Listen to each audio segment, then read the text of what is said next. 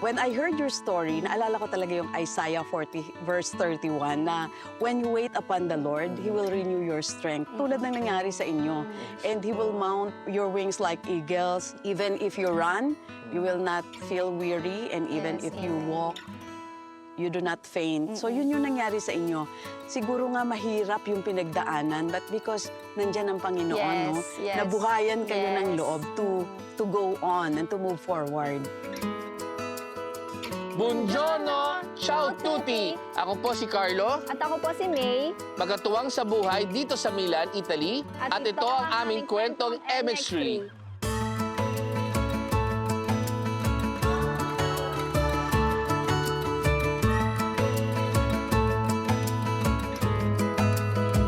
Kwento nyo naman sa akin, May and Carlo, paano kayo nagkakilala dito sa Europe? Meron akong friend. Meron siyang nagsusupply siya sa Vienna. Okay. Sa kanila nung time na yon. And she asked me na pag-drive mo naman ako kasi wala siyang driver. So May was in Vienna that time. Yeah. Kasi I grew up in Vienna. So kailan mo pinursu si May para maging girlfriend mo? Kailan mo nalaman na eto na yung babae para sa akin? Nakot yun na yung attention ko talaga actually nung First time. nung time na yon. Sa sarili ko, gusto ko siya makilala. Oh. So by asking ano ba ang ginagawa niya, doon nagsimula yon. Gusto niya mag-business pero hindi daw, sinabi ko, sinuggest ko, why not mag-open ka ng restaurant? Yung sinabi niya, hindi daw siya marunong magluto. So, yun yung maganda, no? Si May is on finances. Ikaw naman, interested ka in putting up a business and alam mo kung paano yung nitty-gritty of it. So, doon kayo nagkasundo. Yes. So, kwento niyo naman sa akin, nung husband and wife na kayo, how do you start the food business as partners? How do you go through it? Meron bang mga challenges? Ano yung mga struggles na talagang nakahit sa inyo, especially during the pandemic? Before the pandemic, paano ako nag-start? Na ma-introduce ko yung product, nagtutusino, teacheron ako, na i-market ko na yung pwede kong i-offer sa market. So natikman nila yon. So kahit may umorder sa akin, one product lang, who knows, itong isang client na to, hindi mo alam kung ilan ang kaibigan niya.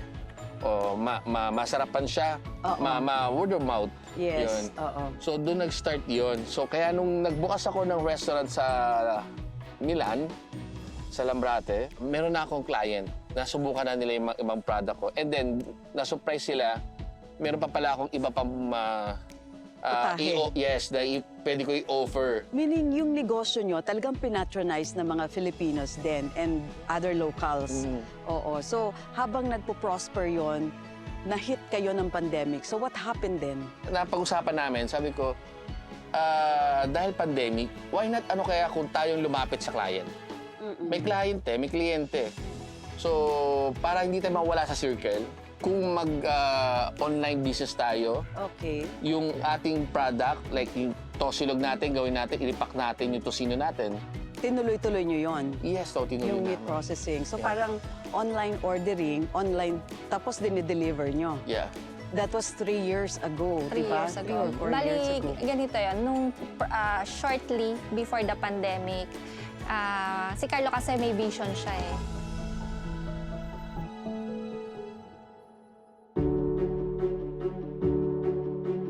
Ang gusto niya magkaroon ng parang gawaan talaga ng tocino longganisa, mga Oo, frozen oo. products, gano'n. Kasi yun naman talagang ginagawa Gusto niya niya.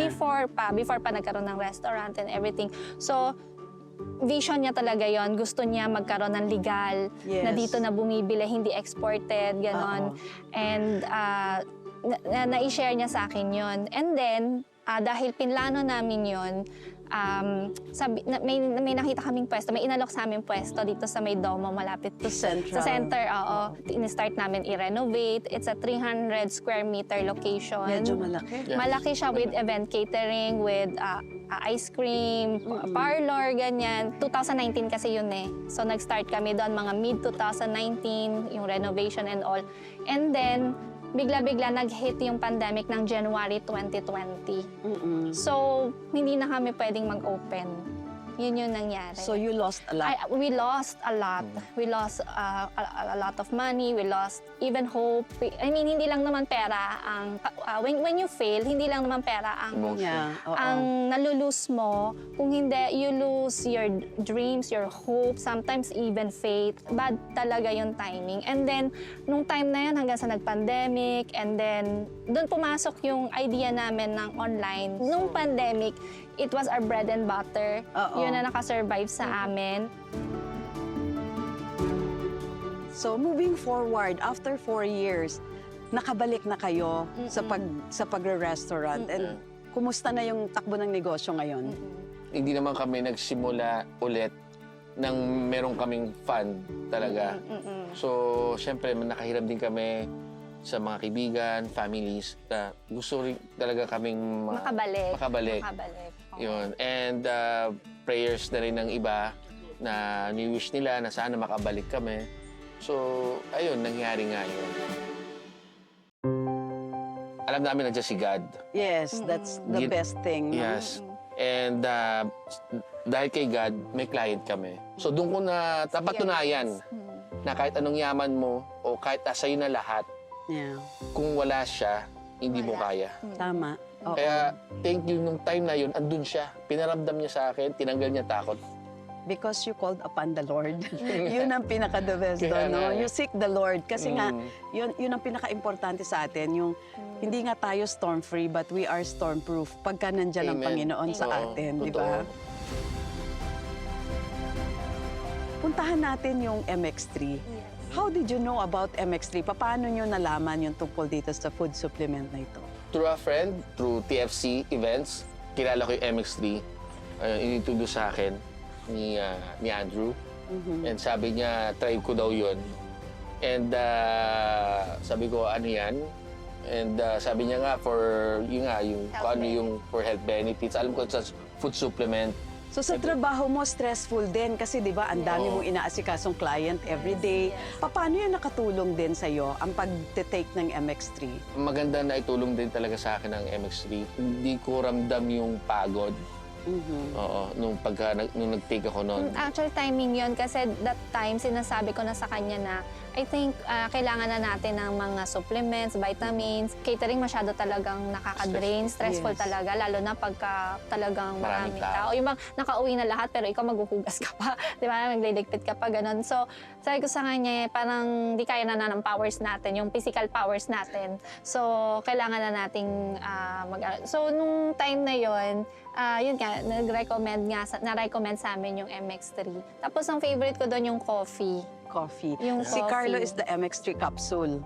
Yes, and then na-try ko rin yung coffee.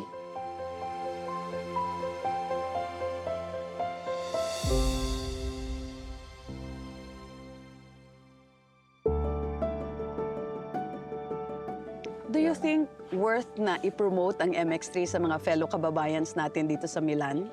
Of course, yes. Dahil una, yung product mismo is talagang effective. Effective.